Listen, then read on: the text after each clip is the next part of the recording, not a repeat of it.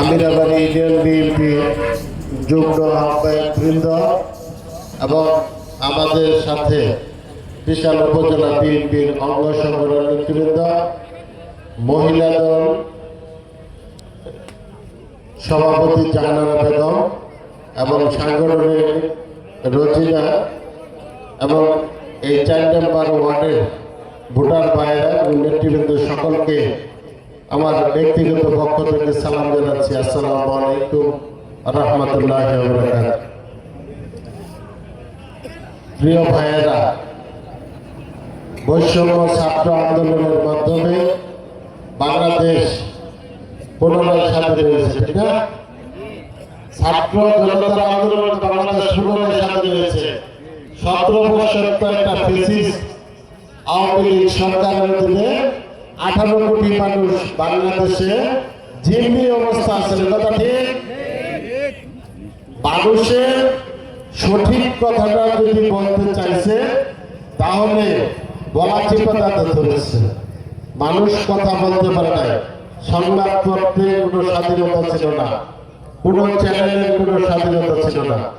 শুধু খুললেই দেখা গেছে শেখ মুজিবুর সম্পর্কে আলোচনা, আর সব বিএনপির যত দোষ, শুধু এই চ্যানেলগুলোতে বিএনপির যত দোষ আছে সেগুলো বলতো।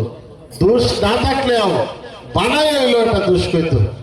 আমাদের যে দেশের নেত্রী বেগম খালেদা জিয়া 3 বার প্রধানমন্ত্রী ছিল, আমরা কিন্তু কোনো জায়গায় কোনোদিন শুনি নাই যে আমাদের দেশের নেত্রী বেগম খালেদা জিয়া অন্যায় অবিচারে এই ধরনের কোনো কাজ করছে, কথা ঠিক ভাই? দেখেন, আজকে আমরা এখানে কেন্দ্র কমিটি করতে আসছি।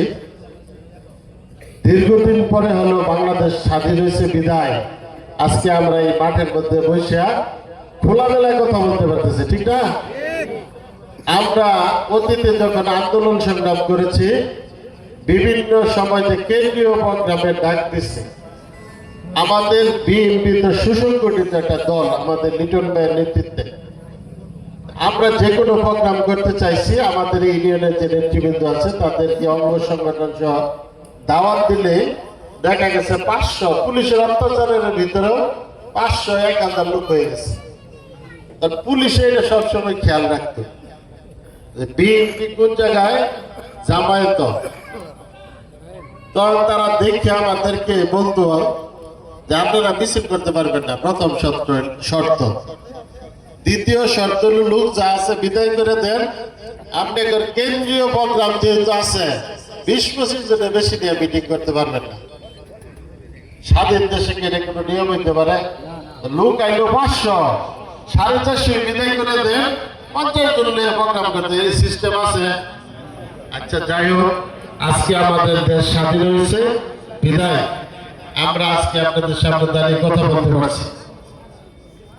আমরা 17 বছর আন্দোলন করেছি। 17 বছরে আমাদের বিএনপির যে জনপ্রিয় নেতা ছিল আওয়ামী লীগ সরকার তাদেরকে গুম করেছে এবং বিভিন্ন নেতা কর্মীকে খুন করা হয়েছে। 40,000 মামলা হয়েছে, 40 লাখের বেশি নেতা কর্মী এই মামলার আসামি ছিল সারা বাংলাদেশে। এবং কোন নেতা কর্মী বাড়িতে থাকতে পারছে না, রাতের বেলায় গ্রামে যারা থাকছে ধান ক্ষেতের বাতরে শুয়ে নিচ্ছে। পার্শ্ববর্তী যারা নেতা কর্মী ছিল তার সাথে তাদের একটা সম্পর্ক ছিল, মহব্বত ছিল, দলীয় ভাই, দলীয় মহব্বত। তখন বলছে যে শীতের কাপড় নাই, কষ্ট হইতেছে, পাশের বাড়ির দিকে আমার দলীয় ভাইয়ে রাতের অন্ধকারে ধান ক্ষেতের বাতরে গিয়ে একটা শীতের খাতা দিয়ে আসছে, ওইটাতে রাত্রি যাপন করছে। এবং অনেক ভাই দেশ ছেড়ে ঢাকা শহরে একটা রিক্সা চালাইছে আওয়ামী লীগের অত্যাচার। আজকে দেশ মুক্ত, কিন্তু সহজগণ হয় নাই। 1500 ছেলে যুবকের তাজা রক্ত রাজপথে গুলি করেছে, আপনারা দেখছেন, দেখেন নাই?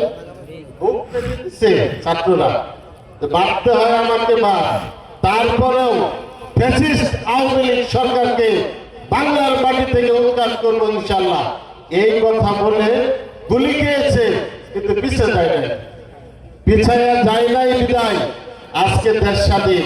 পুলিশে বলতেছিল ঊর্ধ্বতন কর্মকর্তার কাছে একটারে গুলি হলি ওইটা রাস্তা ধরে দেয় আর 10টায় ওইটা জামাল গুলি করে।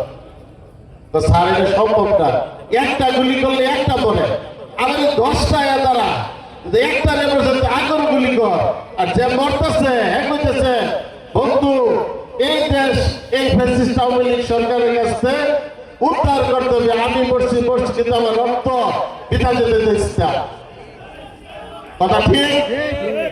আজকে দেশ স্বাধীন হয়েছে, আমরা 17 বছর আন্দোলন করেছি, সংগ্রাম করেছি একটা বিষয়ে, সেটা হলো বাংলাদেশে একটি সুষ্ঠু নির্দলীয় নিরপেক্ষ সরকারের অধীনে একটা ভোট বিল বিচার।